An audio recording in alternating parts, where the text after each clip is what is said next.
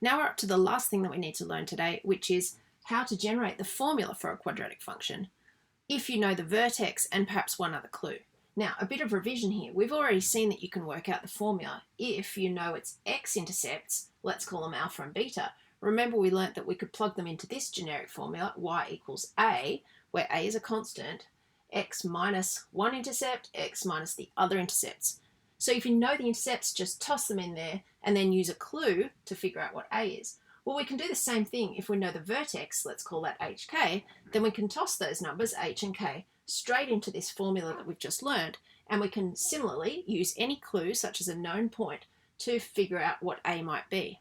Now, obviously it's a then that's going to vary, and we've already seen that a can kind of stretch the parabola out or side to side, so that even if we have one parabola here that goes through this point 3,2, there are many parabolas that go through that point. There's skinnier ones, really skinny ones, there's quite fat ones, and then there's also ones that are upside down and have all different skinninesses or fatnesses, as you might prefer to call them. So that whole family of quadratic functions have that same vertex, but they would just have a different a value there. So let's have a go at a couple. We've got two quadratic functions here, and in both cases we've been given their vertex and one other point that we can use as a clue.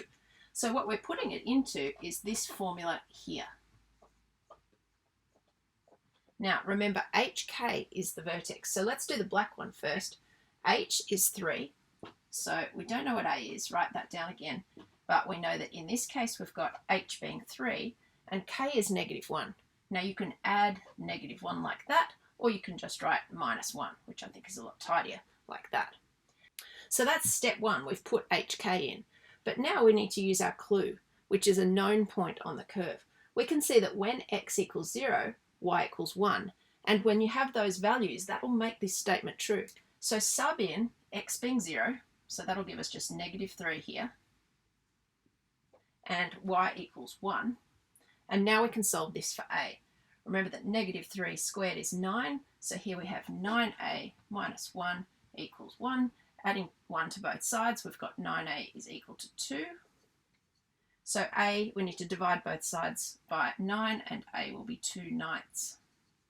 Now you can rewrite your formula that had your h and your k in it, but it didn't have your a. Now that you know a, you can write a better version. It's 2/9 x minus 3 squared minus 1. Now to do the orange one.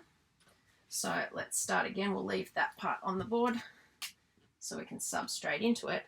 Now h is -1.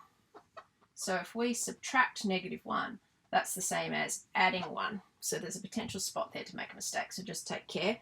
And then our k value is -1, so we can just put that on the end. Now we need to use our clue, which is that when x equals 0, y equals -2. So y is -2. When x is 0, we're just going to have 1 squared here. So this gives us -2 is a minus 1. Adding 1 to both sides, we've got a is -1. So now we can rewrite this version here, but instead of having that unknown there, we've got -1. Now you can just write a negative there.